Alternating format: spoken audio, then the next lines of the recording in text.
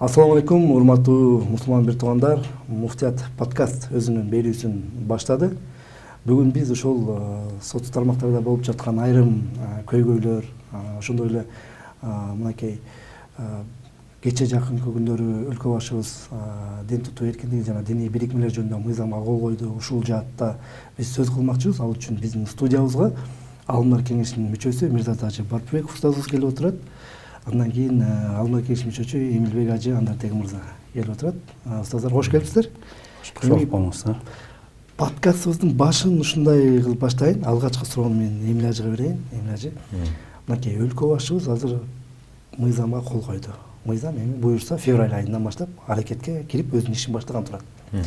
Эми ушу кабыл алынган мыйзам коомдук коопсуздукту камсыздоо үчүн зарыл болсо, анда мусулмандар аларды шариятка каршы деп четке кагуунун ордуна жалпылап колдоп мындай биримдикке келүүгө милдеттүү эмеспи? Кандай дейсиз?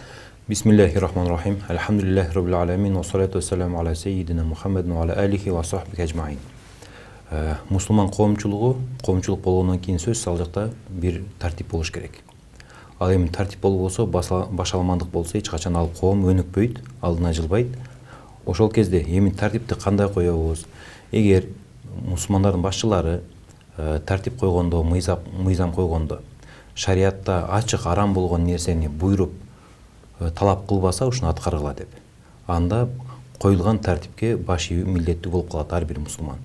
Ошондуктан эгер бул мыйзамыбыз ошо коопсуздук үчүн коюлуп аткан болсо жана жалпы Кыргызстандагы мусулмандардын биримдиги үчүн жазылып сунушталган болсо, анан ал закон кабыл алынгандан кийин ар бир мусулман баш ийүүгө милдеттүү болот. Бул ошол коомчулуктун кызыкчылыгы үчүн жана мусулмандардын кызыкчылыгы үчүн болгон мыйзамдар. Ошол жерде бир кошумча суроо бергим келип атат. Мисалы, бул баягы адаттагы көп мыйзамдар кабыл алынат да. Мисалы, мамлекетте жол эрежеси боюнча өзүнчө мыйзам бар. Мисалы, биз дайыма кызыл күйгөндө жол чырак токтойбуз да. Өтүп кетсе күнөө деп атабыз да. Бул деле ошол сыяктуу эмеспи деген бир ой калтырып атат. Бул деле ошол сыяктуу же андан дагы катуураак талап кылынган нерсе болушу мүмкүн. Анткени негизги жанагы коопсуздук маселесинде, эң негизгисинде коомдо тынчтык керек, коопсуздук керек. Эгер ошон үчүн коюлган болсо, анан бул мыйзамды сактоо менен жанагы көздөгөн максаттар ишке ашса, сөзсүз аны кармануу керек болот. Ал Кудай астында дагы, ошол башка жарандардын алдында дагы милдет болуп калат адамда. Рахмат. Мирзат ажы, бүгүнкү күндө мисалы гаш дават маселеси боюнча мындай соц тармактарда сөздөр болуп атат да. Айрымдар комментарий жазып атат. Мен ушул боюнча бир суроо бергим келип атат. Мамлекет менен муфтият гаш даваттын чыныгы максаты коомдук биримдикке жана жакшы жашоого чакырууну коргоп, аны туура багытта өнүктүрүүгө толук укуктуу эмеспи? Бисмиллахир-рахманир-рахим. Алхамдулиллахи роббил аламин. Ва салату вассаламу аля расулихи Мухаммадин ва аля алихи ва сахбихи ажмаин.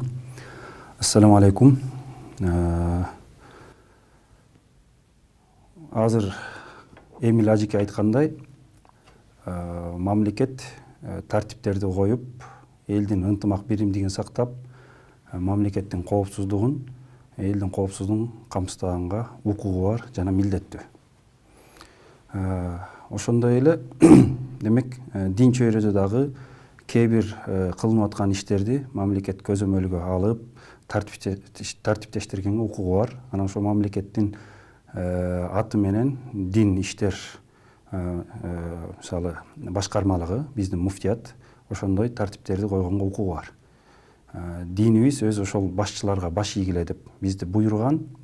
Эмил ажыке айткандай, эгер бир арам нерсени кылгыла деп буйрубаса, же болбосо Кудай Таала милдеттүү кылган парызды токтоткула дебесе, ал убакта биз башчыларга баш ийишибиз керек болот. Анан сиз дароо эле ошол үй кыдыруу маселесинен баштадыңыз. Албетте ошо өзүңүз жанагы сөздүн башында айтып кеткендей, бүгүнкү күндөгү коомдо көйгөйлүү болуп аткан, катуу талаш тартыш жаратып аткан маселелер болсо, ошонун эң алдында турганы ушул үй кыдыруу маселеси. Гаш деп. Гашты эми бизче которгондо кыргыз тилинде үй кыдыруу. Ушул маселе болуп турат. Ушул жерде биринчи тактап алсак, себеби талаш тартыш болгон кезде аалымдарыбыз дайыма айтат да, талаш тартыш болгондо ошол эмнени талашып атабыз, ошону тактап алайлы, кайсынын тегерегинде талашып атабыз. Бул жерде жалпы биз дагы ошо сизге окшоп анча-мынча соц тармактардан окуп, угуп калып атабыз, анан элден угуп калып атабыз. Элдеги негизги нааразылыкты биздин байкашыбызча, мен жеке өзүмдүн байкашымча, ошол үй кыдырууну, ошол үй кыдырып бирөөнүн үйүнө барып, ошол мечитке чакыруу, ошол амалды биздин жарандарыбыз милдеттүү деп билип атат, сүннөт дешип атат. Сүннөт дегенде албетте илим жаатында бизде китептерибизде сүннөттү аалымдарыбыз экиге бөлүп карайт. Милдеттүү болгон сүннөт бар, анан милдеттүү эмес сүннөт бар. Себеби сүннөт деген жалпысынан пайгамбар саллаллаху алейхи вассаламдын кылган иштери деп айтылат да, кылган иштери, айткан сөздөрү деп. Анан ошондо пайгамбар саллаллаху алейхи вассаламдын кылган иштери эки түрлүү болот экен да. Кээ бирлерин пайгамбарыбыз Аллах таалага жакындайын деп, кулдук уруп Кудайга жакындап сыйынайын деген максатта кылган, бул сүннөттөр бизге милдеттүү болот экен. Ал эми экинчи бир пайгамбар саллаллаху алейхи вассалам кылган иштери бар. Аны Кудайга жакындоо ниети менен эмес, жөн эле адам катары же болбосо турмуштагы муктаждык катары жасаган иштери бар. Ал бизге милдеттүү эмес. Мына ушинтип аалымдарыбыз бизге сүннөттү айырмалап койгон. Демек милдеттүү сүннөттөрдү биз сөзсүз кылышыбыз керек, ээрчишибиз керек. Милдеттүү эмес сүннөттөрдө адам баласында, жалпы мусулмандарда эрк бар экен. Кылган учурда ошо пайгамбарды сүйүп, мен пайгамбарга окшошоюн деген ниет менен кылса соо болот дейт. Болбосо кылбаса күнөөсү жок дейт. Эми ошондон келип сүннөт дегенде биз дин чөйрө көбүнөсө сүннөт деген сөздү укканда эле биз дайыма ошо милдеттүү сүннөттү түшүнөт экенбиз да. Ошон үчүн биз дайыма бири-бирибизге бул сүннөт экен, буну кылышыбыз керек дейбиз да. Демек бизде көпчүлүк ошол пайгамбарыбыздын кээ бир иштери милдеттүү эмес экендигин, аны жөн эле адам катары кылгандыгын көпчүлүк биле бербейт экен. Мисалы айталы, пайгамбар саллаллаху алейхи вассалам жашыл өңдүү, ак өңдүү кийимдерди кийгенди жактырган экен. Тамактын кээ бир түрлөрүн жактырган экен. Анан кээ бир иштерди дагы ушул адам катары же болбосо муктаждык катары кылган экен. Мисалы пайгамбар саллаллаху алейхи вассалам эшек минип жүргөн дейт да. Өткөндө бирөө бир видео чыгарыптыр, эшек минип алыптыр, эшек минүү сүннөт. Анан ушу эшек мингенди, эшекти 5-7ден начар деген адамдардын ыйманында маселе бар депчи. Пайгамбар саллаллаху алейхи вассалам эшек мингендиги анык. Бирок бул милдеттүү ишке кирбейт. Себеби пайгамбар саллаллаху алейхи вассалам аны муктаждыктан кылган. Демек ошол доордун улоосу ошол эшек болгон, качыр болгон, ат болгон, төө болгон. Ал убакта 5-7 болгон эмес да. Мына ошондуктан ушуну ушундай түшүнсөк, демек пайгамбарыбыздын ошол Кудайга жакындайм деп ибадат иретинде кылган сүннөттөрүн кылганга милдеттүүбүз да. Эми ошондо үй кыдыруу маселесин сүннөт деген пикир жайылып, ошол нерсе айтылганда дээрлик элибиз муну милдеттүү деген мааниде түшүнүп алгандыктан, анан ошондон келип муфтиятка, ошол эле мамлекет башчыларына нааразылык ошондон жаралып атат да. Себеби баягы пайгамбарыбыз демек милдеттүү кылып кеткен ишти кылууга тоскоолдук болуп атат деп. Бирок бул көз караш туурабы, туура эмеспи, кайра эле ошол аалымдарыбызга кайрылабыз. Себеби биз бүгүнкү күндөгү дин чөйрөсүндөгү дин кызматкерлер, биз Куран сүннөттөн бир түз өкүм түшүнө турган деңгээлдеги билимибиз жок. Бүгүнкү күндө биз баарыбыз эле ошол Абу Ханифа рахималлах, андан кийин ошонун жолун жолдогон аалымдардын китептерин окуп, ошол китептерден гана туура түшүнүк алабыз. Себеби Куран сүннөт менен жашашыбыз керек деген сөз бул толук кандуу сөз болбой калат. Куран сүннөт менен жашайбыз, ошол Куран сүннөттү аалымдарыбыз түшүндүргөндөй жашашыбыз керек. Себеби Куран сүннөттү кээде бирөөлөр окуп туруп, мисалы жана чыгып атпайбы, бирөөлөр Куранда аялдардын жоолугу айтылбаптыр, жоолук деген милдеттүү эмес экен деп. Анан каяктан бул түшүнүктү алдым десе, Курандан деп атат да. Демек Куранда ошол нерсе айтылган, бирок аны түшүнүш үчүн аалымдарыбыздын жолун жолдоп, ошолордун айтканын угушубуз керек экен. Эми ошондо үй кыдыруу маселеси бул пайгамбар кылган иш милдеттүү ишпи, иш эмеспи деген суроону берип, анан ошону аалымдарыбыздын жазып кеткен китептерине кайрылсак, 1000 жылдаган ошол биз карманып келген Ханафи мазхабындагы аалымдарыбыз буга чейин ошол дин жеткирүүдө ушинтип бирөөнүн үйүн кыдырып барып, эшигин такылдатып дин жеткирүү бул милдеттүү амал деп жазган эмес экен. Мына ушундай болуп атат. Мына ошондуктан ушул нерсени биз элибизге жеткирсек, туура дин жеткирүүдөгү бул жакшы ыкма, пайдалуу ыкма экенин баарыбыз моюндайбыз. Бирок бул ыкма, тартип. Мындан башка дагы дин жеткирүүдө көптөгөн ыкмалар бар. Ошол ыкмаларга окшош эле бул дин жеткирүүдөгү ошол учурдун талабына жараша тандалган бир ыкма. Бирок албетте мунун пайдасы көп экенин көрдүк. Бирок ыкма болгондугун аныкташыбыз керек да. Демек сүннөт эмес, ыкма. Шариатта буну мубах деп коебуз. Уруксат берилген иш, шариатка каршы келбеген арам иш эмес. Кылса уруксат деген. Бирок милдеттүү ишке кирбейт. Милдеттүү ишке кирбегенден кийин ушул жерде жанагы биз айтпадык, мамлекет тартиптерди койгонго укугу бар деп. Мисалы мамлекет бүгүнкү жагдайга, анан эртеңки келечекке карап, жана дагы башка бир себептерге карап, ошол тартиптерди өзгөртүүгө укугу бар. Муфтият дагы, мамлекет дагы. Мына ошондуктан бул жерде негизги талаш тартыш ушундан келип чыгып атат. Демек ушул маселенин өзүн, демек үй кыдыруу шариатта орду кандай, өкүмү кандай, ушуну аныктап албастан, анан кийин кээ бир учурларда эми сүннөт деп айткандар бар. Алар сүннөт дегенде эми жалпы пайгамбарыбыздын жашоосунда ушундай көрүнүш болгон деген мааниде айтып аткан чыгар. Ооба, албетте дин жеткирүүдө пайгамбарыбыз мүмкүн бирөөлөрдүн үйүнө барган деген ыктымалды кыла турган болсок дагы, бирок милдеттүү эмес экендиги анык болот. А болбосо эгер илимий чөйрөдө буну тактай турган болсок, пайгамбарыбыз кылган иштин баардыгы бизге эмне хадистер аркылуу жетип келген болот. Ошондо пайгамбар саллаллаху алейхи вассалам бирөөнүн үйүнө, жеке бир адамдын үйүнө, коомдук жайларга эмес, жеке бир адамдын үйүнө пайгамбар саллаллаху алейхи вассалам кыдырып барып, эшигин такылдатып, пайгамбар саллаллаху алейхи вассалам анан ошого ушинтип келме үйрөткөн бекен деген маселеде албетте мына биз хадис аалымдарына кайрылсак, түзмө-түз андай хадистерди азырынча бизге эмне кылды, таап көрсөтпөдү. Бирок албетте баягы мындай акылга салып, логикалык ой жүгүртүүдө пайгамбарыбыз кантип дин жеткирмегеле, эгер бирөөнүн үйүнө барбаса деген суроолор туулат. Андай болгондо ал ыктымал гана. Илимде ыктымал бар жерде далил жарбай калат деген эреже бар. Ин тарал ихтимал сакатал истидлал деп ушинтип аалымдарыбыз айтат. Ошого пайгамбарыбыз мүмкүн саллаллаху алейхи вассалам кантип бирөөнүн үйүнө барса дин жеткир, бирөөнүн үйүнө барбаса кантип дин жеткир дегендерге мүмкүн коомдук жерлерде дин жеткиргендир деген да жооп болуп калат да. Ошон үчүн бул талаш тартыш, бул илимий чөйрө чечиш керек. Айталы дегенибиз, демек пайгамбарыбыз саллаллаху алейхи вассалам милдеттүү кылып, сөзсүз ар бир мусулман дин жеткирүүдө башка бир мусулмандын үйүнө барсын, эшигин такылдатсын деген андай буйрук көрсөтмө жок.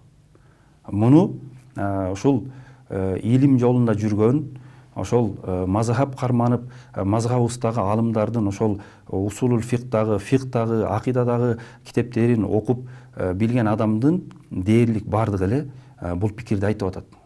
Биз ошон үчүн бул жерде элибиз кээде муфтиятка нааразы болуп атат. Силер ушинтип динди коргобой койдуңар, пайгамбар саллаллаху алейхи вассаламдын сүннөтүн коргобой койдуңар деп атат. Анан ошону менен биргеликте мамлекет башчыларга нааразы болгону, силер демек динге тыюу салып атасыңар, пайгамбар саллаллаху алейхи вассаламдын сүннөтүнө тыюу салып атасыңар дейт. Демек бул эмне болот? Демек жанагы ишти милдеттүү деп билгендиктен эл жаны ачып ошого күйүп атат. Бирок бул маселе канчалык ошондой адамдар жаны ачып ушу каршылык көрсөтө турган деңгээлде маселе дей турган болсок, бул ыктыярдуу маселе экен. Демек эрктүү ишке кирет экен. Мусулмандардын эркинде милдеттүү эмес амал экен. Эрктүү маселеде демек биз мамлекет ошол тартип катары башка бир өзгөртүү киргизе турган болсо, мамлекеттин анда укугу бар деп билебиз. Муфтияттын да ошондой укугу бар деп билебиз. Анан ошону эмнеге мындай тартипти өзгөртүп атасың деп жөн эле баягы бир мындай суроо берип, акыл насаат катары ушуну калтырып койсоңор жакшы болот эле деген ойду айтканга укугубуз бар. Бирок болбой эле эгер ошол тартип өзгөрө турган болсо, анда баш ийгенге милдеттүүбүз жана аны бир момундай динге тыюу деп кабыл алганыбыз туура болбой калат. Бул илимий көз караштан. Анан ошондо бул жерде дагы айта турган нерсе, мамлекет эми ушул өзүңөр айтып атасыңар, демек бунун деле пайдасы бар экен ушул тартиптин. Анда ошо пайдалуу ишти калтырып койбойбу, ошол эле муфтият деле мамлекет деле калтырып койбойбу дей турган болсо, биз кээ бир нерселерди эми мамлекеттин иш алып баруусун, кээ бир нерсесин биз түшүнө бербейбиз да. себеп дегенде саясат деген ошондой нерсе экен. Ачык айтылганы бар, ачык айтылбаганы бар дегендей. Анан саясатты баарыбыз эле түшүнө бербейбиз да. Саясатты ошол саясатта жүрүп аткан адамдар түшүнөт. Өгүз өлбө, арба сынбасын деген ошондой иш алып барат. Ошон үчүн биз мамлекет башчыларыбызга ишенишибиз керек. Себеби дегенде алар дагы мусулман баласы, ажынын баласы, ажыга барган адамдар, мечит, медресе салгандар. Демек, аларды дагы биз жакшы күмөн кылып, булар дагы бир таптакыр динге бир зыян келе турган, динде буйрук болгон болсо ошону токтотуп же тыюу салган болсо ошону ишке ашырып атат деп антип бир жаман ойго барбашыбыз керек. Анан негизгиси демек ошону дагы биз өзү түшүнүп турабыз. Демек бул милдеттүү иш эмес экен. Ушул жерден бир кыстырма суроо берип кетейин. Затамла, мисалы биз айтып атпайбызбы азырчы ушул жөнүндө, үй кыдырмай жөнүндө. Бирок башкалар эми көптөгөн мисалы эми кебирки аяттарды дайыл кылып алып келет, даават тууралуучу. Же пайгамбарыбыз алейхиссалату вассалам жөөттөрдүн үйлөрүнө барып исламды кабыл кылга, же аман кыласыңар деп айткан сөзү, же Фатима энебиздин бөлмөсүн такылдатып намаз окудуңарбы деп сураган хадистерди далил катары алып келсе орунду болобу ушул гаш маселесине? Сиз биринчи даават деп айттыңыз, анан гаш дедиңиз. Ушул эки нерсени да аныктап алсак. Даават парз деп айтып атат. Ооба, буга биз баардыгыбыз бир сөздөн макулбуз. Себеби даават деген сөз динге чакыруу. Чакыруу. Аллах Таала Кур'анда "Салла уду иля сабили раббика бил хикмати вал мау'изатил хасана" деген жараткан Кудайыңдын жолуна даанышмандык жана жакшы акыл насаат үгүттөр менен чакыр деп буйруган. Динге чакыруу ар бир мусулмандын милдети. Жеке мен да милдет. Ар бир мусулмандын милдети. Мына ошондуктан даават парз экендигинде ача пикир жок. Мен билгени илим чөйрөдө жалпы эле мусулмандардын ача пикири жок. Бирок экинчи бир маселе бар. Даават дегенде чакыруу экен. Бирок ошо чакыруу кандай жол менен болот, жана чакыруучу деп кимди эсептейбиз? Демек, даават дегенде кайсыл ыкманы жана дааватчы дегенде кимди түшүнөбүз дегенде мына ушул жерде дагы түшүнбөстүк болуп атат. Бүгүнкү биздин Кыргызстандын абалында дааватчы дегенде бир айда 3 жолу өзүнүн тиричилик баягы ишин таштап, атайлап баягы ошол Кудай ыраазылыгы үчүн деп кетип мечитке барып, мечитте ошо 3 күн жатып, анан убакыты менен көчөгө чыгып, элдердин үйүнө барып, эшигин такылдатып, мечитке чакырып келип, ушундай иш кылгандарды дааватчы деп түшүнөбүз. Демек, бул бир айда 3 күн, бир жылда 40 күн, анан бир өмүрдө 4 ай ушундай ишти жасаган адамды дааватчы деп калдык. Анан жанагындай тартип менен иш алып баргандар дааватчы деп калдык.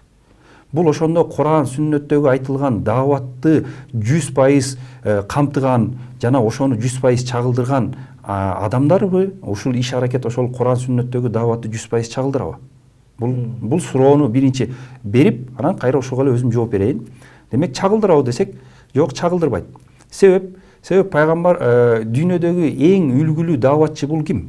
Адамзаттын тарыхында, демек, мусулмандар үчүн эң үлгүлүү дааватчы ким? Бул пайгамбар саллаллаху алейхи вассалам. Жана пайгамбар саллаллаху алейхи вассаламдын кылган иштеринин баары даават. Кээ бир иши даават эмес десек, биз жаңылган болуп калабыз. Себеби пайгамбар саллаллаху алейхи вассаламды биз айтабыз да, сөзү менен бир адамды даават кылса, динге баягы чакырып, ошого таасир берген болсо, кылган иши менен, жүрүш турушу менен 9 адамга таасир берген экен дейбиз. Демек, 10 адамды динге келишине себеп болгон болсо, анын бирөөсүнүн сөзү менен болсо, 9-ун иши менен, өзүнүн кулук мүнөз, жүрүм турум менен ошого таасир берген экен дейбиз. Эми андай карап көрө турган болсок, пайгамбар саллаллаху алейхи вассалам албетте биринчи өзү пайгамбарлык милдети эл кыдырып, элдерге Кудайды таанытып келме үйрөттү. Бирок андан башка дагы иштерди кылды да. Ошол эле пайгамбар саллаллаху алейхи вассалам илим үйрөттү. Ошол тарыхта белгилүү Аркам ибн Абил Аркам деген адамдын үйүндө адамдарды топтоп, учур менен билим берет эле. Демек, билим берген адамды да дааватчы десек болот. Дин жеткирген, келме үйрөткөн адамды да дааватчы десек болот. Ошол эле кезде пайгамбар саллаллаху алейхи вассалам тарыхта биринчи жолу ислам мамлекетин куруп, мамлекет түптөп, ошол мамлекетти башкарды. Мамлекет башкарууну көрсөттү. Демек, мамлекет башкаруу дагы ошол Кудай ыраазылыгы үчүн деп, мусулмандардын пайдасы үчүн деп мамлекет башкарган адамдар дагы дааватчы экен. Андан кийин пайгамбар саллаллаху алейхи вассалам эл ичинде кааласак каалабасак баары талаш тартыш жаңдал болот экен, укук маселеси бар экен. Ошондо пайгамбар саллаллаху алейхи вассалам бүгүнкү соттордун ишин кылып казылык кылды. Талашкандардын талашын чечти, жаңжалдыга чекит койду. Демек бул дагы даават. Неге? Анткени ошондо кээде ошол адилеттүү өкүм чыгарганда кээ бир башка дин өкүлдөрү пайгамбар саллаллаху алейхи вассалам ошол адилеттүүлүгүнө карап динге кирген учурлар болгон. Пайгамбар саллаллаху алейхи вассаламдын адилеттүү мамлекет башкарганына ыраазы болуп динди кабыл алгандар болгон. Көрдүңүзбү? Демек сөз менен эмес, иш менен дагы адамдардын мусулман болушуна себепкер болгон. Мына ошон үчүн бүгүнкү күндө ошол адилеттүү эл башкарган, адилеттүү ошондой элге чечим чыгарып, элдин талаш тартышын чечип аткан адамдардын ишин дагы даават деп бааласак болот. Андан кийин пайгамбар саллаллаху алейхи вассалам жалпы үммөткө үлгү болуп, өзү үй бүлө багып, адал эмгек менен үй бүлө бакты, бала тарбиялады. Анан өзүнүн сөзүндө да айтты. Бирөө Кудай ыраазылыгы үчүн деп ушу үй бүлөмдү адал окат менен багайын, бирөөнүн колун каратып, бирөөнүн көзүн каратпайын, бирөөдөн суратпайын деген жакшы ниет менен үйүнөн эртең менен таң эрте чыгып кетсе, бул Кудай жолунда болот деди. Демек, эл башкара албаса дагы, элдин башка эл алдында башка кызматтын элдин жүгүн көтөрө албаса дагы, бирок жок дегенде ошол бир үй бүлөнү жакшынакай адал окат менен камсызайын деп катарда ошол адал эмгек кылып аткан адамды да дааватчы десек болот. Себеби ал ошол иши менен башкаларга үлгү көрсөтүп атат. Мусулман деген мына ушундай болот. Үй бүлөсүн багат, үй бүлөсүн бакканда дагы адал окат менен багат деп. Мына ошон үчүн пайгамбар саллаллаху алейхи вассаламдын кылган иштеринин баарын биз даават деп эсептейбиз да. Андай боло турган болсо, биздеги ошол жанагыл бир тартип менен гана иш алып баргандарды гана дааватчы деп, ал эми башкаларды сен дааватка чыгасыңбы, даават кыласыңбы деген бул кээде бир туура эмес түшүнүк алып берип калып атат да. Демек башкалардын иши бул динде сооптуу деле эмес экен, пайгамбардын жолунда эмес экен. Демек пайгамбардын жолунда болуш үчүн ушул гана тартипти кылыш керек деген. Жок, бул түшүнүктү учуру келди деп ойлойм. Элге ушундай динде кандай кенен түшүнүк болсо ошондой кылып түшүндүрүп жеткиришибиз керек. Себеби ар бир мусулман өзүнүн ошол Кудай үчүн деп дин менен кылып аткан ишин динде үйлүшү бар деп билиши керек. Мисалы айтып жүрүшөт, 70-жылдардын аралыгында бир окуя болгон экен. Египеттик бир спортсмен олимпиадага барат. Дзюдодон бекен, самбодон бекен, дзюдодон болсо керек. Анан ошол биринчи, экинчи орунга бир япониялык менен чыгып калат. Япониялык ошондо бир бутунан аксап чыккан экен. Бул эми белгилүү окуя да. Анан баягыл мусулман эми ошондо баягынын аксап аткан бутунан акырын чалып койсо эле алтынга жете тургандай мүмкүнчүлүгү турган. Эми баарыбыз билебиз, олимпиадага өзү жетүү канчалык кыйын, жеткенден кийин эми алтынга жетүү кандай кыйын. Мына биздин балбандарыбыз барган кезде биз биякта жалпы жумурай журт дуба кылып атпадыкпы? Бата тилеп ошолор алтын алып келсе экен деп. Алтынды үмүт, элдин үмүтү кандай билесе? Демек ошончо Египетте канча деген миллиондогон аркада эл ошондон алтын үмүт кылып турганда, жанагыл адам ошонун аксаган бутунан чалып эле алтынды алып келип койсо, элдин сүймөнчүгү болуп калмак. Бирок жанагы адам, мусулман, ошонун бутунан чалып аптыр, аксаган бутунан. Анын соо бутунан жыгам деп аракет кылып берип, анан жыйынтыгында өзү жыгылып, күмүш алып калыптыр. Тиги япон алтын алып кетиптир. Анан ошондо баардыгы сураптыр, таң калып, сен эмне бунун аксап турган бир бутун чалып койсоң, ошо аксаган бутунан эле чалып койсоң, алтынды алмаксың. Бирок эмнеге ошону кылбадың десе, тигил мусулмандын айткан сөзүн караңыз. Менин диним кыйналып аткан адамды кордогонго жол бербейт дептир. Мынакей. Ошол сөзү менен ал даават кылыптыр. Ошол жанагы кыймыл, аракети, өзүнүн жүрүм, турум менен даават кылып, ошол окуядан кийин Японияда бир топ адам мусулман болгон экен. Кийин ошол олимпиададан кийин аны атайын Японияга чакырышыптыр. Ушундай. Демек, баягыл жеке кызыкчылыгын бир жашоодогу өзүнүн көздөгөн максатын эмес, адамгерчилигин, диний тарбиясын жогорку койгон ушундай адам экен депчи.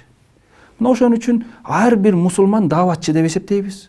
Эгер ошол жүрөгүндө Кудай ыраазылыгы болсо, анан диндин жакшы жагынан көрсөткөнгө аракети болсо, анда ар бир мусулман дааватчы. Туура бүгүнкү күндө бизде коомдо даават дегенде ошол дин жеткирүүнүн бир өзгөчө ыкмасын, бир тартипти түшүнүп калдык. Бирок буну биз демек ошол ыкма тартип экен деп элге жеткирип, ошол эле кезде башка дагы ыкмалардын баардыгы даават болуп эсептелерин элге жеткиришибиз керек. Себеп дегенде ошол тар нерсе баягы ошол даават дегенди бир мындай тар нерсеге чектеп кое турган болсок, эл арасында түшүнбөстүк болуп, анан бүгүнкүдөй абал болуп калат экен да. Буну биз эми бүгүнкү абалдан келип баягы түшүнүп атабыз. Демек мурдатан эле ушундай кылып элибизге кенен түшүнүк берсек болмок экен деп. Дааваттын өзүн аныктап алдык дагы. Эми даават дин жеткирүү экен. Дин жеткирүү болгондон кийин мунун ыкмасы көп экен да. Карап отурсак, ошол эле Советтер Союзунун убагында динге тыюу салынган дин карманган адамдарды камаган учурда бизде Кыргызстанда даават болгонбу? Болгон. Дин жеткирүү болгон да. Даават дегенде биз дин жеткирүү болгон. Кандай болгон? Баягы үйлөрдө адамдарды топтоп алып, жекече ошол дин үйрөтүү менен, бизде азыр хужра тартиби деп коет, баягы бөлмө тартиби дейт. Ошол үйдө окутуп гана ушинтип дин жеткирүү болгон. Бул деле ыкма, бул да дин жеткирүүнүн бир ыкмасы деп билебиз. Ошондуктан бул бирөөнүн үйүнө барып, эшигин такылдатып, мечитке чакыруу бул ыкма. Демек, ыкма менен шарияттагы милдеттүү амалды айырмалап алалы деп атабыз. Эми ошол ыкманы кээ бир биздин бүгүнкү баягы биздин өзүбүздүн ошол туугандарыбыз ошону үй кыдырууну сүннөт деп атат да. Анан сүннөт деген ошо сиз айткан кээ бир хадистерди келтирип атат. Пайгамбар саллаллаху алейхи вассалам жөөттөрдү барып мусулман болгула аман каласыңар деп чакырган экен. Демек ошону барып чакырып атпайбы дейт. Бул хадисти айтуудан мурун биринчи бердеги биз жана талашты тактап алсак. Себеби мыйзам чыкканда жеке адамдардын үйүнө барып эшигин такылдатып каккылоого тыюу салды. Коомдук жайларга тыюу салган жок. Мисалы базарларда, биринчи мечиттерде, экинчи ошол коомдук жайлар болгон, мейли базар болобу, башка болобу, мейли баягы бирөө кайтыш болсо анын жаназасында болобу, же той топурда болобу, тойканада болобу, ал жерлерде элге дин жеткирип сүйлөөгө тыюу салынган жок. Бирөөнүн үйүнүн, жеке бир үйгө гана. Демек ошол жеке үйгө барууну дагы сүннөт, бул милдеттүү дегендей ойду айтып аткандар ушул жөөттөргө барган окуяны айтып атат. Бул жерде биринчиден бул коомдук жай болгон. Байтул мидрас деп келет, сабак окуган жер экен дейт да. Демек эл топтолуп, дин адамдары топтолуп, сабак окуган ушул мечитке окшогон же медресеге окшогон коомдук жай болгон. Демек ал хадисти бүгүнкү мыйзам ага уруксат берип атат. Коомдук жайга уруксат деп атат. Экинчиси, Пайгамбар саллаллаху алейхи вассалам Азирети Алини, Фатима энебиз экөөнүн тахажжуд намазында тургузганда эшигин такылдаткан дейт. Бул биринчиден Азирети Али Пайгамбар саллаллаху алейхи вассаламдын үй бүлө мүчөсү болуп эсептелет. Себеби Пайгамбар саллаллаху алейхи вассалам менин үй бүлөм деп ошол Азирети Алини айткан. Бала чакасы менен, өзүнүн кызы менен. Үй бүлөсү. Өз үйүңдө болсо деле келиниң менен балаң жаткан бөлмөгө, кызың менен күйөө балаң жаткан бөлмөгө такылдатып кириш керек болот да.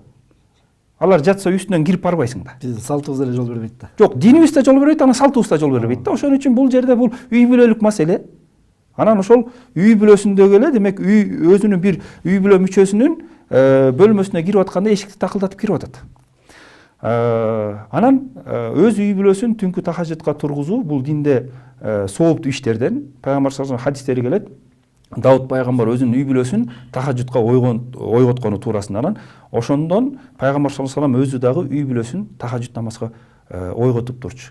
Бул жерде бирөөнүн үйүнө барып, анан анын эшигин такылдатып, анан аны мечитке чакырып, жага келме үйрөтүү туурасында эч кандай бир түзмө-түз ага байланышты көрө албадык. Анан жанагы дагы азыр эле сөзүмдү айтып кеттим, кайра дагы ошону баса белгилеңер. Аят хадистерден бир өкүм алып, анан ошол аят хадистин негизинде бул амал парз болот экен, бул амал важип болот экен, же бул милдеттүү сүннөт болот экен деп мындай өкүм алуу, бул биринчи кезекте мазхаб башчылары муштахидтердин иши, жана ошолордун жолун жолдогон, ошол мазхабта мындай төбөсү көрүнгөн аалымдардын иши. Усул китептерди жазып, фик китептерди жазган ошондой илими менен миллиондогон адамдарга аты чыккан адамдардыкы. Бизге окшогон илим жолунда жүргөн илим алуучулар биз жалаң гана ошо аалымдарыбыздын китебинен гана баягы далил келтирип, ошонун негизинде гана сүйлөгөн укугубуз бар.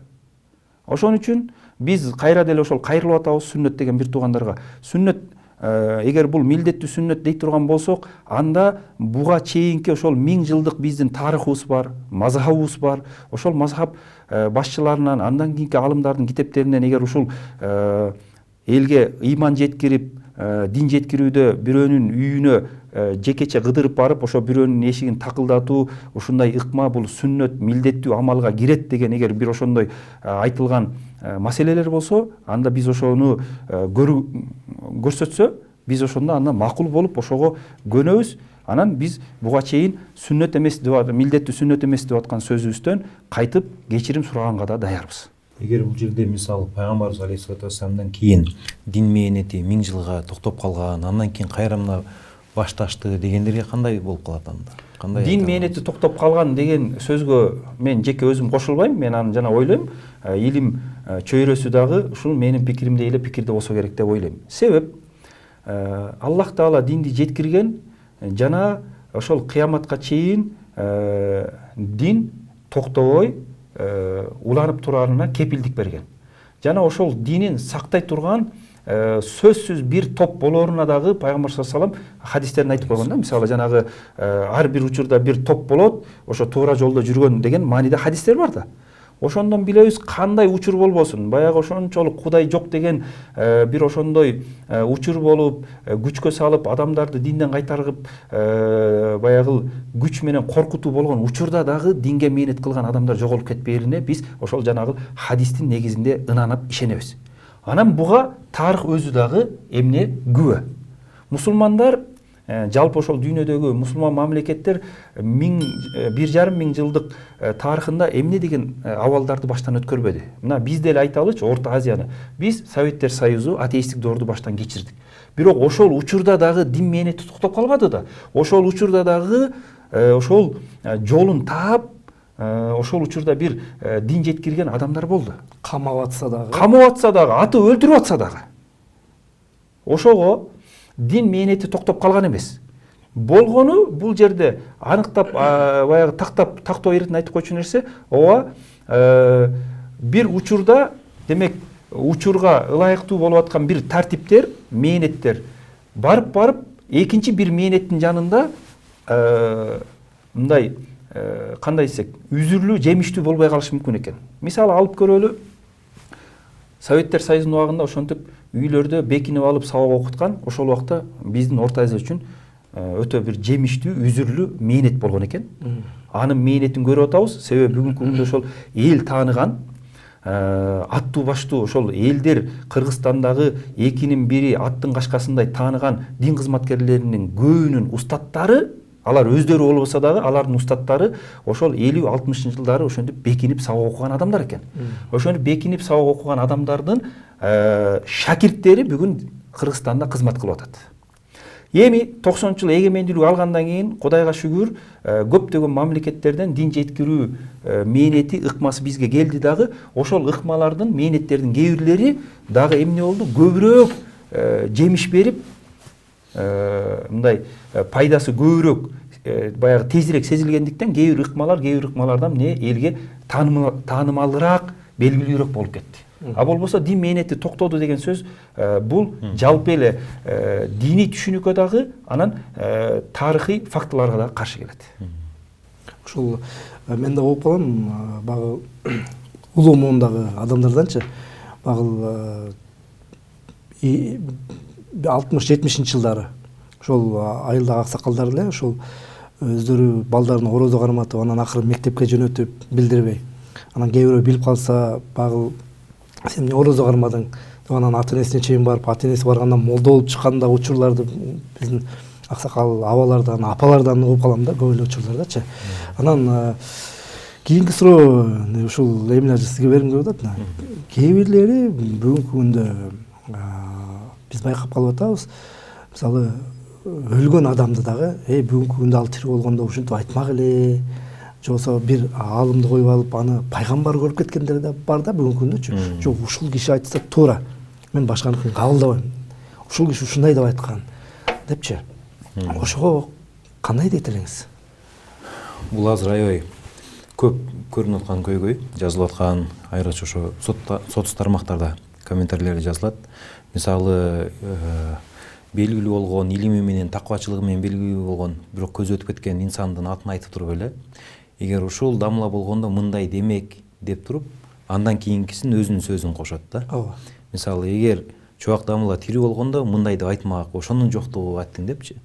Ал айта беле айтпай беле бул башка биринчиден. Экинчиден өткөн аалымдын атын колдонуп өзүнүн пикирин таңуулаган бул жерде илимге кыянатчылык келип жатат.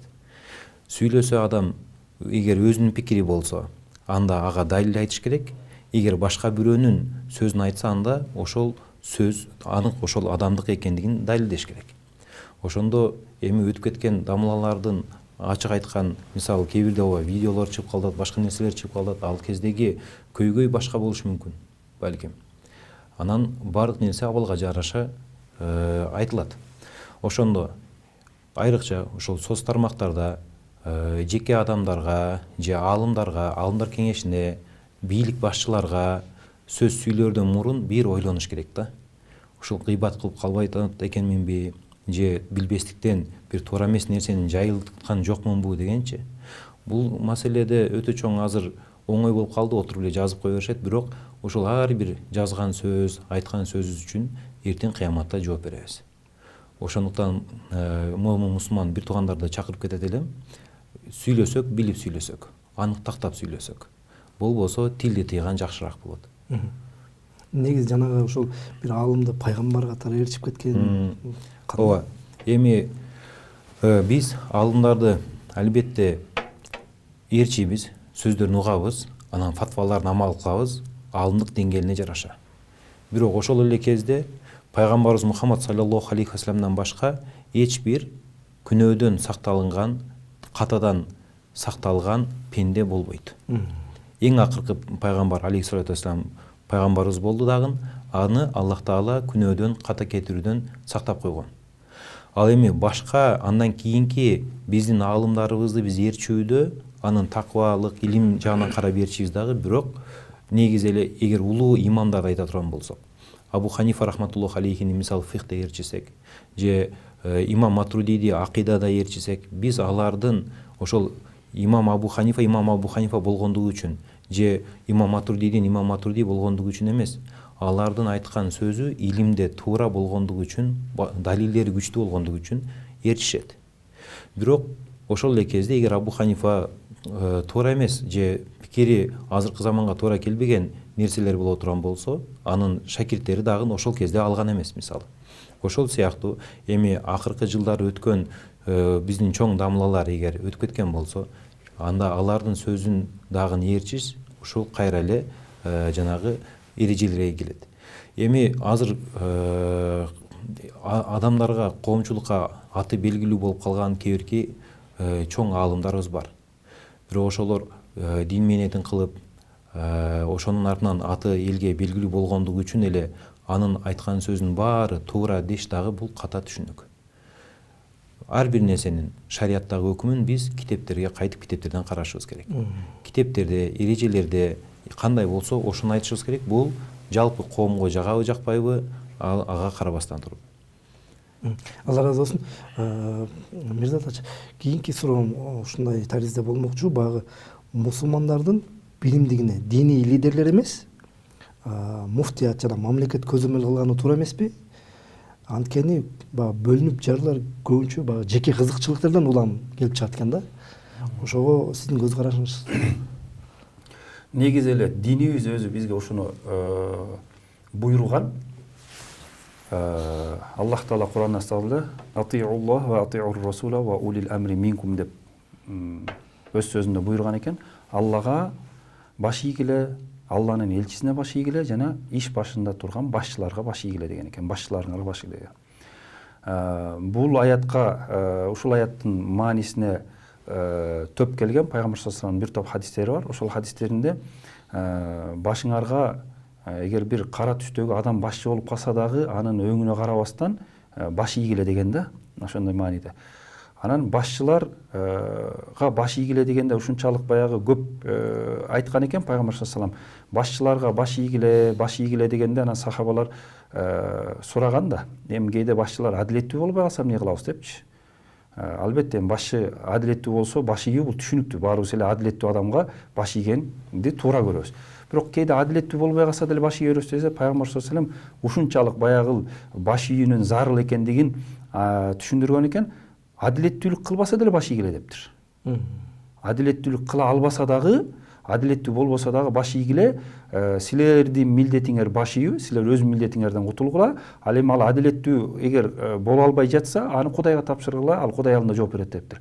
Негизи демек башчыга баш ийүү бул динибиздеги өтө бир негизги орчундуу маселе болгондуктан биздин фик китептерде эле эмес, акыйда китептерибизде дагы бул маселе дээрлик Абу Ханифа рахималлахтан баштап эле акыйда китептерибизде жазылып баштаган. Ошол Абу Ханифа рахималлахтан Фиккул Акбар китебинде да ошентип келет. Анан ошого карап олтурсак, баш ийишибиз керек. Себеп неге баш ийишебиз десе, бул ынтымак экен да. Ошол башчыга баш ийүү ынтымактык алып келет экен. А эгер топ-топ болуп өз-өзүнчө бөлүнө бере турган болсок, ынтымак кетет. А кыргызда жакшы бир макалы бар, ырыс алды ынтымак депчи. Өнүгүүнүн, жакшылыктын негизги себеби бул ынтымак экен. А ынтымакты кантип алып келет дегенде, ошо ынтымакты башчыларга баш ийүү менен ынтымак келет экен да. Анткени Абдуллах ибн Масудтун ушундай бир сөзү бар. Башчысы жок калгандан көрөк, ошол адилетсиз болсо деле башчыга баш ийген элге пайдалуураак деген. Бул ошончолук деңгээлде да. Ал эми башчылар эл үчүн аракет кылып иштеп атса, элге бир мындай ошол шариаттын негизинде бир мындай жакшы иш алып барганга аракет кылып атса, анда ал эмне баш ийүү ар бир адам аны түшүнүш керек. Демек айтып атпайлыбы, кандай учур болсо да баш ийишибиз керек депчи. Эми ошондо муфтият эми Кыргызстанда жалпы мусулмандардын дин башкармалыгы болуп турат. Баардыгы диний башкармалык деп эсептейт. Анан ошол муфтиятта муфтийибизге, ошол жалпы Кыргызстанда мусулмандар баш ийүүбүз бул диний тараптан милдет болуп калат экен. Демек муфтият, андан кийин жогоруласак нары мамлекет башчыларга баш ийүү милдет болот экен, ынтымакты сакташ үчүн. А бирок эгер сиз айткандай баягы бир топ-топ болуп, анан ошол ар бир топ өзүнүн лидерине гана баш ийип, башкаларды теңине албай, моюндабай турган болсо, бул динге туура келбей калат жана бул этеги жакшылыкка алып барбайт. Себеп дегенде бир топ болуп иш алып баргандан кийин ошол ар бир топтун өзүнүн көздөгөн максаты, баягы топ катары кызыкчылыктары болот да. Ошол кызыкчылыктардын чегинде алар башкалар менен мамиле кылат да. А эгер кызыкчылыктарына кээде туура келбей калса, башкалар менен мамилесин үзүп кое берет. Топ катары ошондой. А ошондуктан эгер бир топко баш ие турган болсок, же бир топду ээрчи турган болсок, анын ошол көздөгөн максаты канчалык? Анан ал топ жалпы эл арасында бир мындай башчы катары таанылбагандан кийин алар жалпы элдин жоопкерчилигин да албайт экен да. Мисалы айталы, ошол биздеги диний чөйрөдөгү топторду ала турган болсок, жамааттарды. Ар бир жамаат өзүнүн деңгээлинде иш кылат, бирок ал жалпы Кыргызстандын жалпы бардык мусулмандарынын жоопкерчилигин албайт жана жооп дагы бербейт. Бул жоопкерчилик муфтият алат экен. Муфтият бардыгына жооп берет. Жаман сөз айтса, бардыгынын ошол айткан сынын кулак салып, ошону оңдогонго аракет кылат да. Мына ошондуктан ынтымак болсун десек, биз ошол муфтиятыбызга анан мамлекетибизге баш ийишибиз керек. Бүгүнкү күндө жанагы коомчулукта мындай адат болуп калды негизиненчи. Кээде айтып калышат да, мисалы силер учурунда мындай казино сыяктуу маселелерге жооп айтпай койдуңар, силер бир тапшырманы аткара турган бир мекеме болуп калдыңар деген бир сындар болуп калат да. Буга эмне деп жооп берет элеңиз? Бүгүнкү учур менен ошол учурду салыштырып атат да. Бүгүн активдүү болуп атасыңар, ал убакта эмнеге активдүү болбодуңар деп. Биринчиден, бүгүнкү маселеде кээ бир жактары элге түшүнүксүз болгондуктан биз элге ошол жөн эле түшүндүрүү ишин жүргүзүп атабыз. бүгүнкү мыйзамды демилгелеген же болбосо мыйзамды кабыл алган бул өкмөттүк органдар. Муфтият бул жерде жөн эле ошол мыйзамдагы кээ бир маселелердин өкүмүн гана айтуу менен гана ошол мыйзамга аралашып калды. Себеп дегенде ошол үй кыдыруу маселесине келе турган болсок, үй кыдыруу фарзбы, важиппи, сүннөтпү деген ошондой суроо муфтиятка келип түшкөн. Муфтият анан өзүнүн фатва бөлүмү менен, ошол эле алымдар кеңешинин фатва бөлүмү менен ошол маселени карап көрүп, эмне кылган? Бул үймө үй кыдыруу мубах экен, бирок милдеттүү эмес экен. Демек, эрктүү, уруксат иш, бирок милдеттүү эмес экен деп жооп берген да. Бирок мамлекет деле сурабай деле койсо болмок да негизи. Жок, ошол да. Анткени жок, мамлекет бул жерде бул сүннөт деп айтылып атат. Эгер сүннөт десе милдеттүү иш болуп калса, биз эми бир ошол диндеги милдеттүү ишти токтотуп, бирге динге каршылык көрсөтүп калбайбызбы деп, алар дагы ошону тактоо иретинде сурады. Анан муфтияттан ошондой жооп болду. Бул милдеттүү эмес деп. Бул эрктүү, анан бул тартип деп. Ошон үчүн мамлекет тартип болсо, анда тартипке өзгөртүү киргизсек болот экен деп, алар дагы өзүнүн укугун аныктады да.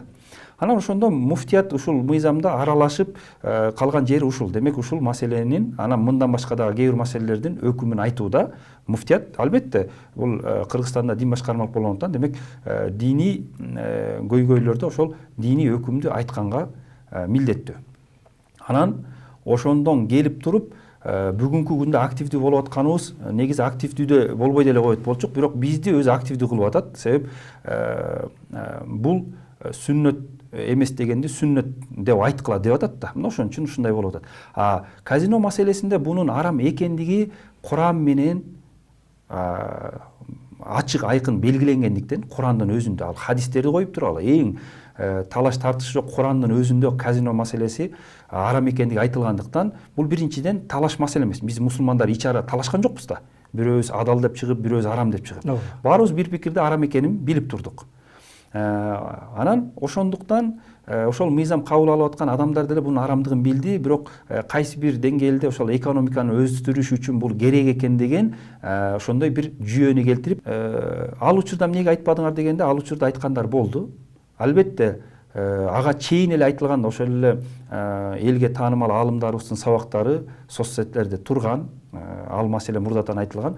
Бирок ошол учурда дагы мыйзам кабыл алынып атканда кээ бир ошол диний баягы дин кызматкер, биздин аксакалдар, эл тааныган кээ бир ошол аалымдарыбыз эл алдында баягы жалпы чыгып айтпаса дагы жекече ошол адамдарга баягы эми айтканда акыл насаат айтуунун өзүнүн тартиби бар да. Кээде эл алдында айтууга ыңгайсыз болсо жекелеп айтышка туура келет. Жекелеп айтыш керек болот.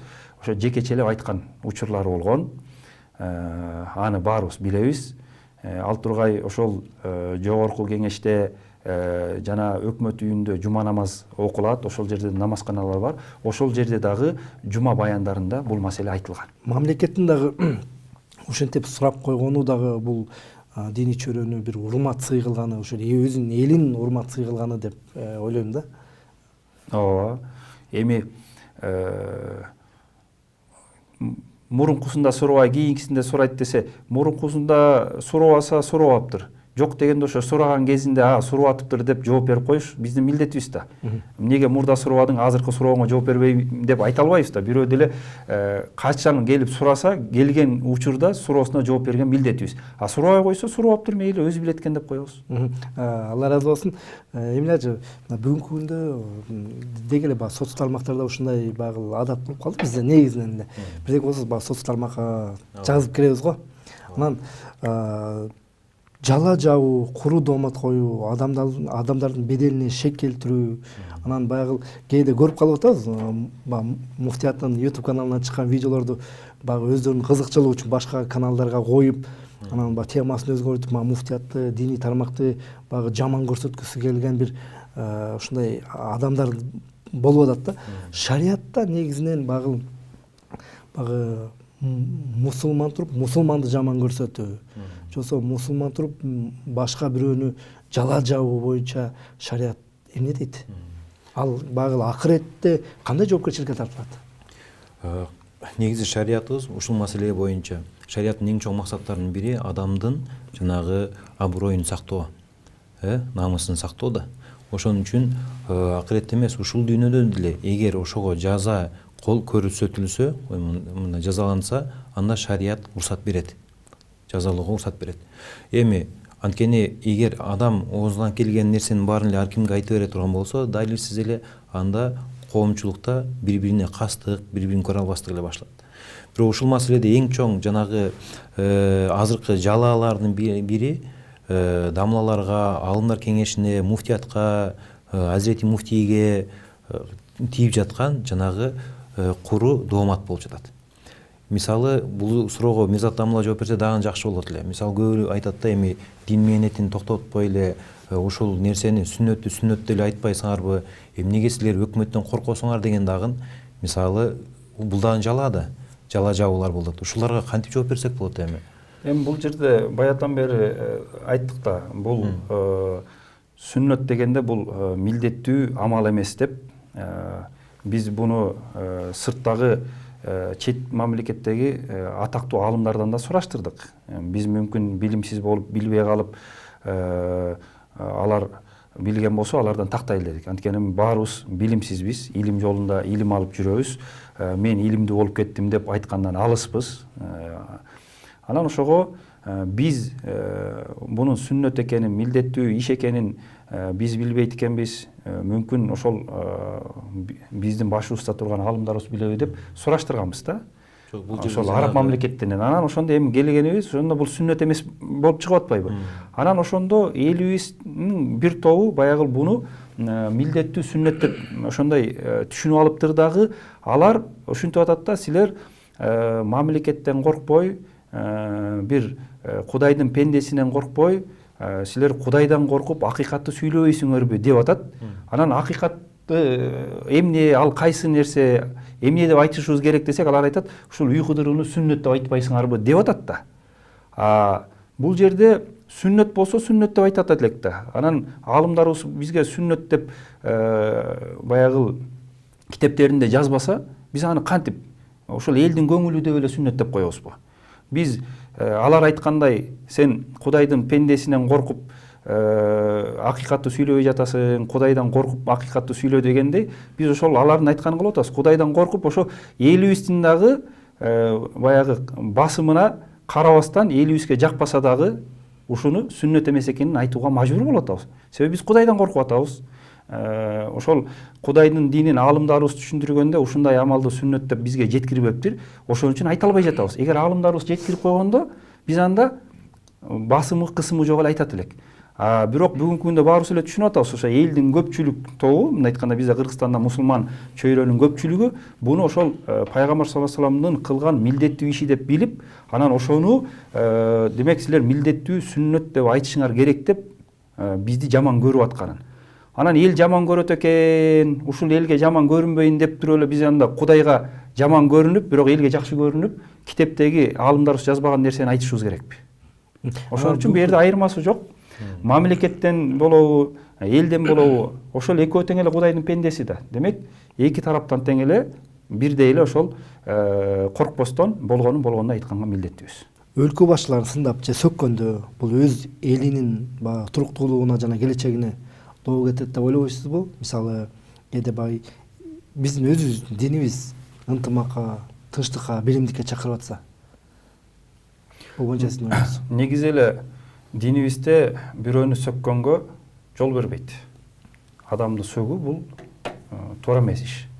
Бирок адамга сын айтып, акыл насаат айтып, мындай сындаганга болот. Бирок сынды адеп менен да, анан дагы баягы негиздүү бир далил менен сындаса болот. Бирок сөккөн буга жол берилбейт. Эми сиз айткандай, эл башчысын ошентип сөксө, бул ынтымакка доо кетиреби дегенде. Ооба, албетте. Себеп дегенде ошол эл башчылары ынтымактын эмне десек, символу катары, белгиси катары кабылданат. Анткени баарыбыз Кыргызстанда бири-бирибизди жактырбаган менен, бирок бир башчынын алдында баш ийип жашап атабыз. Ошол башчыны көпчүлүк шайлагандан кийин, мейли ал саясаттагы башчыбыз болобу, же болбосо дин жаатында башчыбыз болобу, ошону көпчүлүк шайлап, анан ошол көпчүлүктүн каалоосу менен болгондон кийин биз ошого баарыбыз баш ийип жашап келатабыз. Тартип ошондой. Эми ошол башчылардын кадыр баркын түшүрүп, аброюна шек келтирүү бул жалпы ынтымакка доо кетирет. Муну түз түшүнбөсөк дагы мындай ой жүгүртүп келгенде, себеби ошол элдин ынтымагын ишке ашырам деп эл үчүн иштеп аткан адамга ишеним кете турган болсо, анда кандай болот? Анда адамдар бири бирибизге ишенбей баштайбыз. Биз бирөөлөргө ишенип, бирөөлөргө баягы таянып иш кылабыз да. Анан ошон үчүн бул жерде бул кээ бир учурда өзүбүз баягы каалабаган абалда ошондой кээде ошентип бири бирибизге ошондой акарат келтирип, түшүнбөгөн абалда ошентип бири бирибиздин кадыр баркын кетирет экенбиз.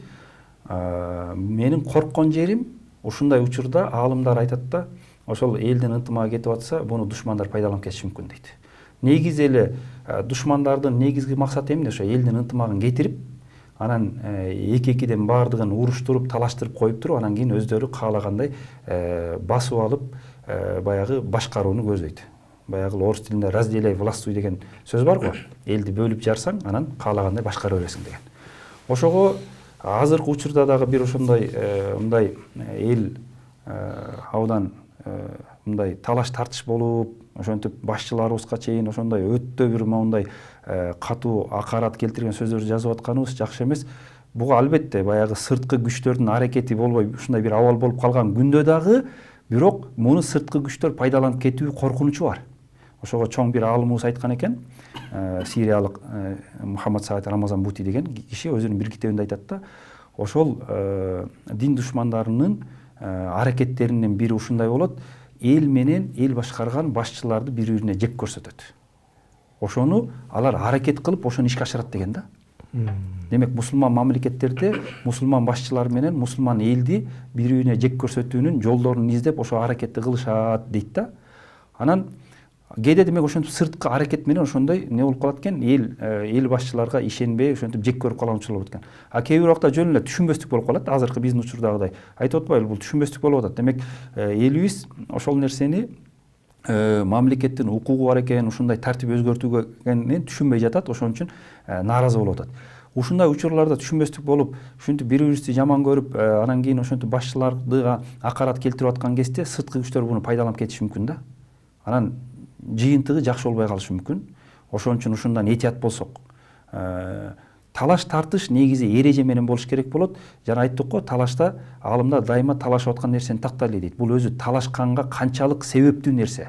Ушул талашканга жол береби, талашсак канчалык деңгээлде бири-бирибизге каршы чыкканга укук берет деп, ошо талашып аткан маселебиздин шарияттагы деңгээлин тактап алсак. Анан жок, бул талашууга мындай бири-бирибизге каршы чыгууга жол бере турган, укук бере турган маселе эмес десе, анда болсо анда биз эмне ошол талашпай ыраазы болгонго милдеттүү болот экенбиз да. Ошон үчүн муфтилерибизге, ошол аалымдарыбызга, ошол мамлекет башчыларыбызга антип акарат келтирүү бул этеги жакшылыкка алып барбайт. Мамлекеттин бүтүмдүгүнө, коопсуздугуна коркунуч жаратып коюшу мүмкүн. Себеп дегенде биз дүйнөдө бир жападан жалгыз мамлекет эмеспиз да, өзүбүз каалагандай жашап аткан. Тегеребизде жүздөгөн мамлекеттер бар, анын ичинде бизге досу бар, бизге касы бар дегендей. Ошо кастар ушуга окшогон абалды пайдаланып, бизге кастык кылып коюусунан сак болушубуз керек. Муну албетте катардагы ар бир адам түшүнө албаса дагы, муну илим билимдүү, интеллигенттер, ошондой арак берактан түшүнүгү бар адамдар буну түшүнүш керек дагы, токтой турган кезде токтогонго аракет кылышыбыз керек. Жана сөзүңүздү жакшы нерсени белгилеп кеттиңиз. Багыл пайгамбарыбыз өзү кандай инсан болгон? Жеке дааватчы катарычы. Ал өзү ошол эле учурда даават кылган, ошол эле учурда билим берген, ошол эле учурда адеп аклагын көрсөткөн негизинде башкалар үлгү алып, ошол негизинен динге келгендер болгон депчи. Анан бүгүнкү күндө кээ бир адамдар мындай болуп атат да, аалымдарга акарат келтирген учурлар болуп калып атат да. Мисалы өз деле мен ар бир кемчиликтүү пендебиз. Балким 5 маал намазыбыз туруктуу эмес, балким орозобузда кемчилик бар, балким адеп аклагыбызда кемчилик болуп калышы мүмкүн. Бирок ошол эле учурда жок, бул аалым эмес экен, баланча экен, тигинче экен деп аалымдарга дагы көп сөөмөй кетип зекигендер бар да. Буга шарият кандай көз караш айтат. Шариатта аалым болуп ошол Кудай жолунда Кудайдын илимин алып, Кудай жөнөткөн шариатты сүйлөп аткан адамды сыйлоого биз милдеттүүбүз. Куран аяттарында аларга сый көрсөткүлө деген аяттар бар.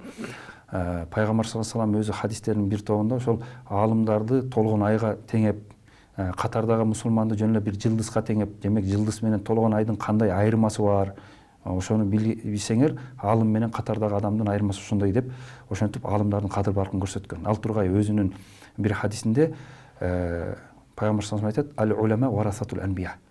Аалымдар пайгамбарлардын чыныгы мураскору дейт. Пайгамбарлар акча, алтын, күмүш мурас калтырбады, бир гана илим калтырды. Ошол илимди алган адамдар пайгамбардын мураскору дейт да. Ошон үчүн пайгамбардын мураскоруна акарат келтирген адам өзү деле ойлонуш керек да. Демек мураскоруна акарат келтирип атса, ал ошол мурас калтырган адамга дагы ошол акарат тийип калбайбы деген дагы бир мындай ойду ойлоп коюш керек да. Эми айтыш мүмкүн, ал пайгамбардын мураскоруна татыксыз депчи, ал жүргөн турганы мындай тигиндей деп сындашы мүмкүн. Пайгамбар саллаллаху алейхи вассалам Эмил Ажик айткандай, пайгамбар саллаллаху алейхи вассаламдан башка адамдын баары күнөөкөрбүс, жаңылбас жак, мүдүрүлбөс туяк болбойт дегендей күнөө кылып, катачылык кетириши мүмкүн. Бирок элибизде жакшы сөз бар да, молдонун айтканын кыл, кылганын кылбасаң дагы дейт. Мейли, ал катачылык кетирсе катачылыгын кылбай эле кой, бирок айтып аткан сөзү туура болсо, аны укканга милдеттүүбүз да. Анан ошон үчүн ал ошол туура сөздү айтып жеткирип аткан үчүн анын анча-мынча баягы 100 мисалы 99 жакшы тарабы болуп, бирок бир кемчилик кетирсе, ошо бир кемчилигин көрүп албастан, же болбосо мейли 60 туура, 40 баягы мындай кемчилик болуп катачылык кетирип атса, ошо 40-ына карабастан 60-ына карап ошол аалымдарыбызды сыйлаганга милдеттүүбүз. Себеп дегенде, эгер ал аалым элге шариатты айтып атса, эл ал шариатты укканга милдеттүү. Бирок ал аалым эгер ага амал кылбай койсом эмне кылабыз, амалы жок болсо башка десе, амал кылбай койсо ал Кудай алдында ал өзү жооп берет. Эгер туура эмести сүйлөп атса, анда укпаганга болот эле. Бирок эгер туураны сүйлөп атса, ошол Кудайдын шариатын айтып аткан болсо, ал адамдын амалына эмес, сөзүнө кулак салганга милдеттүү болобуз. Анан эми ошондо кээде моундай да суроо болуп калышы мүмкүн. Эми аалым дегенде, аалымдардын ичинде түрлүүсү бар да, илимдүүсү бар, илимсизи бар дегенде, бүгүнкү күндө ушундай ушул талаш көп. Кимисин ээрчийбиз, аалым эле көбөйүп кетти, кимисин ээрчийбиз дегенчи. Аалымдын да түрлүүсү бар, ар кимиси ар нерсени айтат деп. Буга Пайгамбар саллаллаху алейхи вассалам өзү хадисинде айткан да. Менден кийин көптөгөн талаш тартыш, жаңжалдар болот. Ошол кезде ошол адашып кетпей туура жолду кармаш үчүн менин сүннөтүмдү кармаңыла деген. Кудайдын сөзүн жана сүннөтүмдү кармагыла деген. Анан ошо сүннөттү кайсы жол менен карманууну да Пайгамбар саллаллаху алейхи вассалам бизге үйрөтүп, көпчүлүктү ээрчигиле деген. Ошо сүннөт кармангандардын ичинен көпчүлүктү ээрчигиле деген. Анан ал көпчүлүк дегенде, кандай көпчүлүк дегенде, аалымдар экен да. Аалымдардын көпчүлүгүн ээрчишибиз керек экен. Туура бир аалым, эки аалым, үч аалым жаңылып калышы мүмкүн. Бирок көпчүлүк аалым жаңылбайт экен. Себеби эгер ошо көпчүлүк аалым бир көз карашты карманып атса, бир жолдо жүрүп атса, ошол көпчүлүктүкү туура болот экен да. Ошон үчүн Кудай Таала өзү Куранда да астында «Фас'алу ахла зикри ин кунтум ла та'ламун» дейт. Билбесеңер билгендерден сурагыла деди. Билбесеңер Курандан жооп издегиле, хадистен жооп издегиле деп айтпады да. Билбесеңер аалымдардан сурагыла деди. Демек аалымдарды ээрчишибиз, угушубуз керек экен. Анан ошол аалымдардын ичинде ар кандай болуп калат дегендерге жооп катары ошол эмне аалымдардын көпчүлүгү карманган. Бул бүгүнкү күндө бизде мазхаб деп аталат. Демек мазхабты карманган, ошол мазхабтын негизинде сүйлөгөн аалымдарды ээрчисек, Кудай Таала өзү кепилдик берген, адашпайсыңар деп. Алла ыраазы болсун. Негизинен багы ар бир доордо эле өзүбүздүн элибиз молдолорун сыйлап келген, илим ээлерин сыйлап келген.